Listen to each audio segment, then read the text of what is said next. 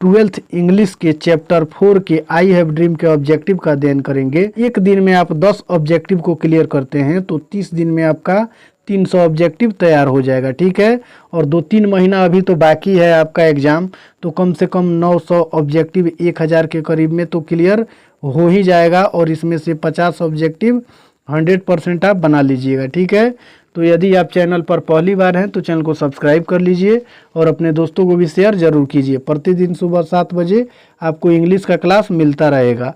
तो चलिए क्वेश्चन को देखते हैं। देखिए क्वेश्चन नंबर 1 में है dash I sweltering with the heat of injustice and operation, ठीक है।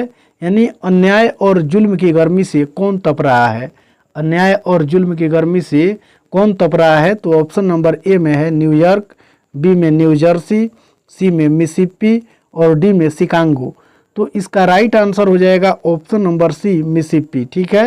यानी मिसिसिपी जो है वो अन्याय और जुल्म की गर्मी से। क्वेश्चन में हम लोग देखेंगे Martin Luther King junior was assassinated in, यानी मार्टिन लूथर किंग जूनियर की हत्या हुई थी। तो ऑप्शन नंबर ए में है 4 मार्च, बी में 4 अप्रैल, सी में 4 मई और डी में 4 दिसंबर। तो इसका राइट आंसर हो जाएगा ऑप्शन नंबर बी 4 अप्रैल, ठीक है। मार्टिन लूथर किंग जूनियर की हत्या 4 अप्रैल को हुई थी, ठीक है। चलिए फिर आगे वाला क्वेश्चन हम लोग देखेंगे। देखिए 3 नंबर क्वेश्चन में है Martin Luther King junior belong to, Martin Luther King का संबंध है, मार्टिन लूथर किंग का संबंध है। तो ऑप्शन नंबर ए में है ब्रिटेन, बी में फ्रांस, सी में इंडिया और डी में द यूएसए। तो इसका राइट आंसर हो जाएगा option number D the USA.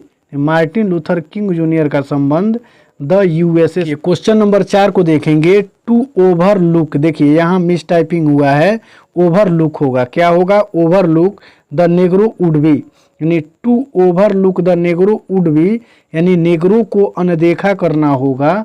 तो ऑप्शन नंबर ए में है गुड यानी अच्छा, बी में है बेनिफिशियल यानी फायदेमंद और सी में है फैटल यानी घातक और डी में है नन ऑफ दीज, इनमें से कोई नहीं।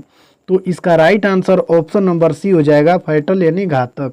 यानी नेग्रो को अनदेखा करना क्या होगा, घातक होगा। यानी to overlook the Negro would be fatal, ठीक है। चलिए फिर आगे वाला क्वेश्चन हम लोग देखेंगे। देखिए 5 नंबर क्वेश्चन में दिया हुआ है we walk we make the pledge that we shall, यानी और जब हम चलते हैं तो प्रतिज्ञा करते हैं कि हम करेंगे। में है एलवेज सेटिस्फाइड यानी हमेशा संतुष्ट रहो, बी में है एलवेज फाइट यानी हमेशा लड़ना और सी में है एलवेज हेट पीपल यानी हमेशा लोगों से नफरत करना और डी में है एलवेज मार्च एहेड यानी आगे बढ़ते रहना, ठीक है। तो इसका right answer option number D हो जाएगा एलवेज मार्च एहेड। यानी and as we walk we make the pledge that we shall always march ahead, यानी और जब हम चलते हैं तो प्रतिज्ञा करते हैं कि हम हमेशा आगे बढ़ते रहेंगे, ठीक है। चलिए फिर आगे वाला क्वेश्चन को हम लोग देखेंगे the word moments stand for, क्षण भर शब्द का अर्थ है। तो ऑप्शन नंबर ए में है फुलिशनेस यानी बेवकूफ़ी, बी में है एग्रेसिव यानी आक्रामक, सी में वेरी इंपॉर्टेंट महत्वपूर्ण और डी में अनइम्पोर्टेंट यानी अमहत्वहीन। तो इसका राइट आंसर जो होगा वो ऑप्शन नंबर सी हो जाएगा very important. The word moments stand for very important. क्षण भर शब्द का अर्थ क्या होता है, महत्वपूर्ण होता है।